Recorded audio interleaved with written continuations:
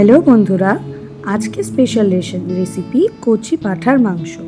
প্রথমে মাংসগুলোকে ভালো করে ধুয়ে নুন হলুদ দিয়ে ভালো করে মাখিয়ে এবং তার সঙ্গে দই, কাঁচা সর্ষের তেল এবং আদা রসুন লঙ্কা বাটা এবং তার সঙ্গে আমি একটু গরম মশলাও দিয়ে দিয়েছি এবং জিরে গুঁড়ো দিয়ে ভালো করে ম্যারিনেট করে এবং মাখিয়ে রেখে দিতে হবে বেশ কিছুটা সময়ের জন্য।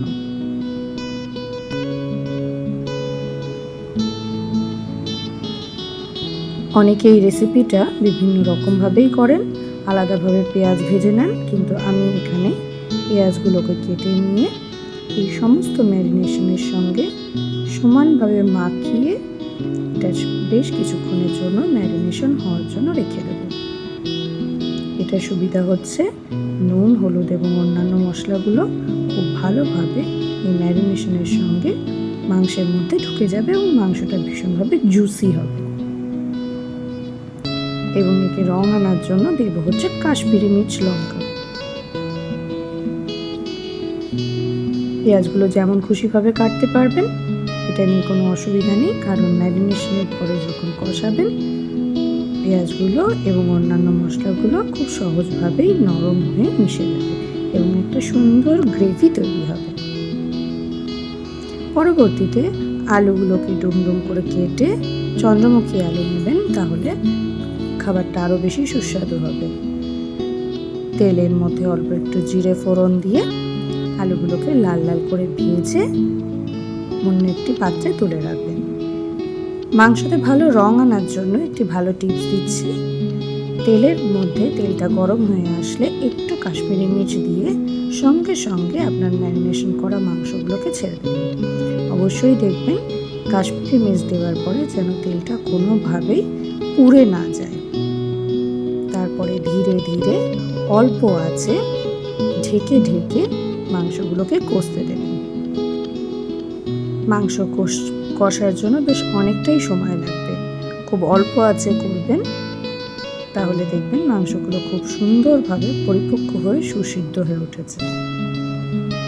এবং যেহেতু দই ব্যবহার করেছি, দইয়ের জন্য মাংসগুলো নরমও হয়ে গেছে। বেশ অনেকটা সময় লাগবে মাংসকে কষার জন্য। যেহেতু এটা কচি পাঁঠার মাংস, তার জন্য যদি ধীরে ধীরে কড়াইয়ের আঁচে করেন তাহলে কড়াইতেই এটি সিদ্ধ হয়ে যাবে।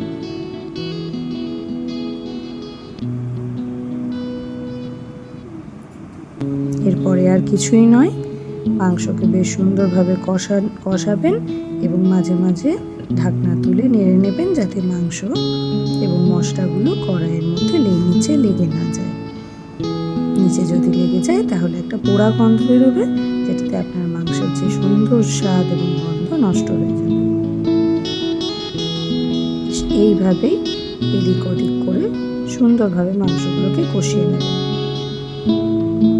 তেলের পরিমাণটা যতটা কম দেবেন ততই ভালো, কারণ এমনিতেই খাসির মাংসতে কিছুটা সামান্য চর্বি থাকে, আর তাছাড়া তেলটা দিয়ে যখন ভাজা হয় এবং ম্যারিনেট করার সময় যখন সর্ষের তেল দেওয়া হয়, অটোমেটিক এখানে অনেকটা তেলই হয়ে যায়। ইঞ্জিন সর্ষের তেল ব্যবহার করবেন, তাহলে দেখবেন মাংসের স্বাদ গন্ধ অবশ্যই খুব সুন্দর আসবে।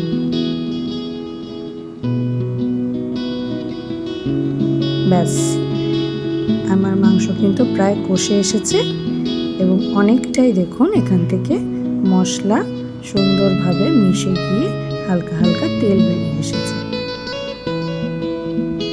এরপরে যে ভাজা আলুগুলো আমি রেখে দিয়েছিলাম, সেই ভাজা আলুগুলোকে এর মধ্যে দিয়ে দেব এবং আরেকটু নাড়াচাড়া করে নিয়ে ঢেকে রেখে দেব। সামান্য একটু উষ্ণ গরম জল দিয়ে ঢেকে ঢেকে অল্প আছে এটাকে সুসিদ্ধ হতে দেব।